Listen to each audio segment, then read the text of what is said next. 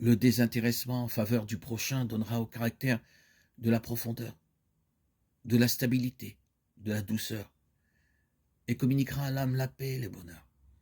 Les aspirations seront élevées. Il ne restera plus de place pour l'oisiveté et l'égoïsme. Ceux qui pratiquent ainsi les vertus chrétiennes croîtront et deviendront forts pour Dieu. Ils auront une claire vision spirituelle, une voix, une foi ferme, grandissante, une puissance nouvelle dans la prière. Par son attouchement divin, l'Esprit de Dieu fera jaillir de leur âme de saintes mélodies. Ceux qui se consacrent ainsi avec désintéressement au bien de leurs semblables travaillent de la manière la plus efficace à leur propre salut. Le seul moyen de croître en grâce, c'est de le faire avec dévouement, l'œuvre dont le Seigneur nous a chargés.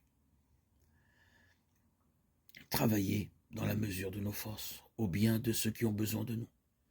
La force s'acquiert par l'exercice. L'activité est la condition même de la vie. Ceux qui prétendent maintenir leur vie chrétienne en se bornant à accepter passivement les grâces d'en haut, sans rien faire pour le Christ, essaient simplement de manger sans travailler.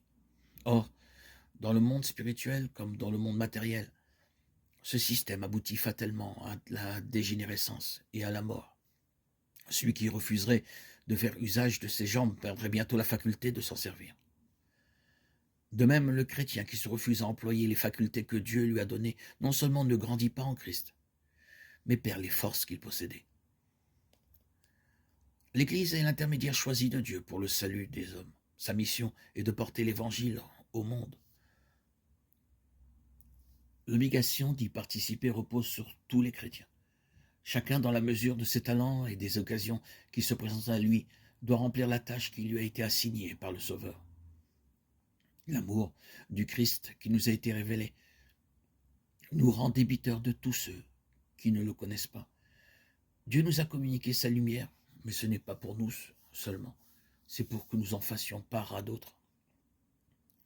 Si les disciples de Jésus-Christ étaient à la hauteur de leur tâche, il y aurait dans les pays païens des milliers de prédicateurs de l'Évangile, là où il n'y en a qu'un aujourd'hui. Et tous ceux qui ne pourraient pas se consacrer personnellement à cette œuvre la soutiendraient de leurs dons, de leur sympathie, de leurs prières.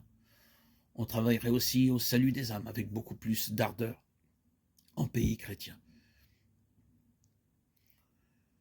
Il n'est pas nécessaire, si nous voulons travailler pour Jésus-Christ, de nous rendre dans les pays de mission, ni même peut-être de quitter le cercle étroit du foyer. Si notre devoir nous y retient, ce travail, nous pouvons l'accomplir dans notre famille, dans notre Église, parmi ceux avec lesquels nous entrons en contact ou en relation commerciale, professionnelle.